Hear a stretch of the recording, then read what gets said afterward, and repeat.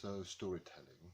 Um, it's the kind of stories you could tell children from the age of 2 up till, I mean, my daughter still at the age of 15 sometimes wants a story before she goes to bed, although these days she prefers just chatting. Um, but there are sort of really three different types of stories that I tell. Um, So one type is where I just pull them out of my arm. I just spontaneously start talking about a leaf that's being, pulled up by the wind, and it sees all the houses and all the children play from above, and it gets stuck on the church tower.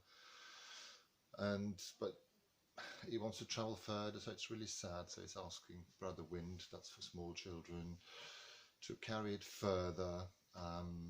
But yes, you can invent little animal stories.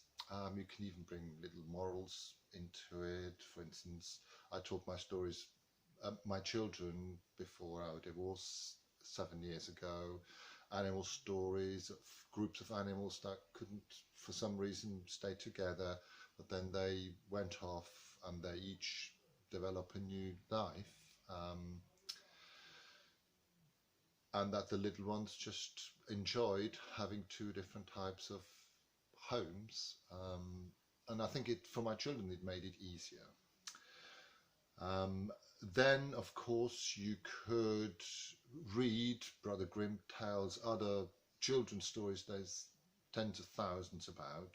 There's some lovely African stories. Each country in the world have got wonderful children's stories. Read some of those.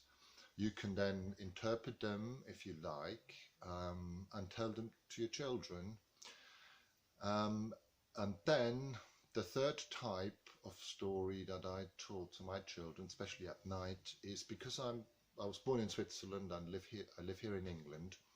So I told them a story about a family that lived in the Alps in Switzerland, down in a valley, and the children every summer, in the summer holidays, they went up to look after 36 goats. And of course, that makes sense for math. If 3 go missing, then how many have we got left? So they have to count, and etc., etc. But so eventually there was 4 children there, and as they went along on the way to kindergarten, they found this little golden casings, like boxes in the river. They found one, and then a month later another. And when they opened them, there was like a little man sticking out, and the little man would say to them, "Every night, if you wish, I will tell you a little story." So I'd spent 5 minutes talking about the family, school, kindergarten, what they'd have to do at home, milking the goats, building tree houses and things like that. And in the summer going up into the Alps to graze the goats and living there in the huts on their own, the children. The oldest was 12 then at the beginning.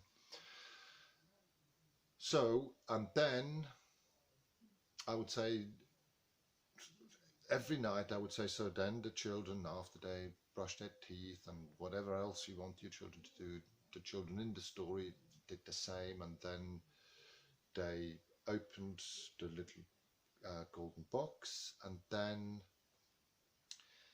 the little man, and then later a little woman, and an old man, an old woman, and a young man, and a young woman. So there was 6, and then eventually I got my kids to choose which one they wanted to tell a story. So it's like a story within a story, and that's quite a good idea, I think.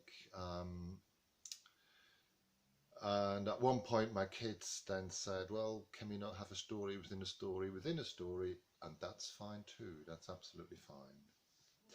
But I could really give something from my upbringing by talking about this family in Switzerland. Then sometimes the little men and women told fairy tales, which I learned. I was working as a teacher at the time, so I learned stories every day, so I could tell them stories if they were appropriate.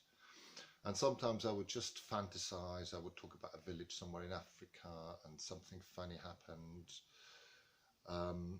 But I think the main thing when you tell stories to your own children, or actually any children, really, is that children normally don't have the critical capacity. You know, they may say, "Oh, that's boring." Well, fine. Then obviously they've been watching too much screen.